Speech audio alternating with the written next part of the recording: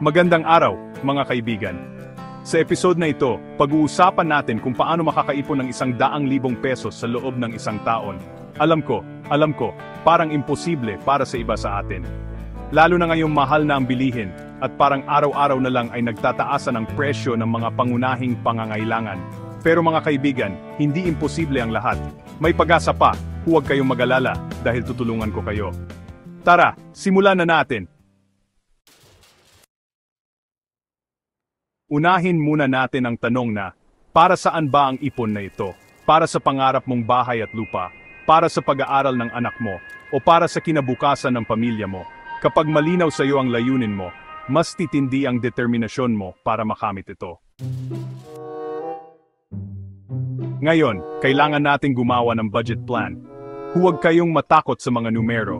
Isulat lang natin ang ating kita at mga gastusin kada buwan. Dito natin makikita kung saan ba tayo pwedeng magbawas at magtipid. Para makaipon ng 100,000 pesos sa isang taon, kailangan nating magtabi ng 8,333 pesos kada buwan. Kung hindi kaya ang eksaktong halaga, okay lang yan.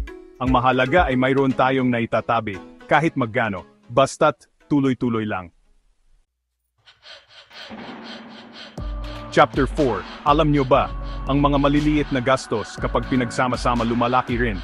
Kaya dapat, bawasan natin ang mga hindi mahalagang gastos. Iwasan muna natin ang mga luho tulad ng madalas na milk tea o pagkain sa labas. Chapter 5, kung sa tingin mo ay kulang ang sweldo mo, subukan mong maghanap ng extra income. Maraming pwede pagkakitaan ngayon online, tulad ng pagbebenta o pag-freelance.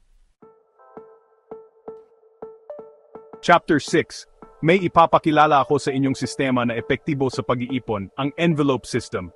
Hatiin ang pera sa mga envelope na may label, ipon, gastusin, at iba pa. Mas organisado at nakikita mo kung saan napupunta ang pera mo. Chapter 7, utang kaibigan o kalaban.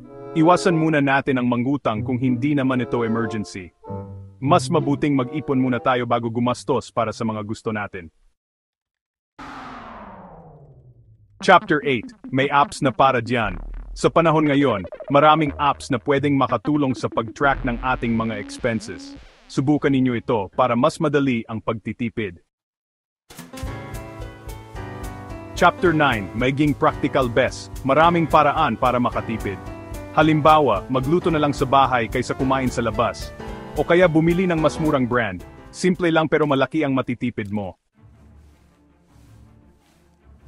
Chapter 10, bigyan ng gantimpala ang sarili. Huwag nating kalimutang bigyan ng ating mga sarili ng simpleng reward para sa ating mga milestone. Ito ay para ma-enjoy din natin ang proseso ng pag-iipon. At yan ang 10 tips kung paano makakaipon ng 100,000 pesos sa isang taon. Tandaan, disiplina at tamang diskarte ang susi.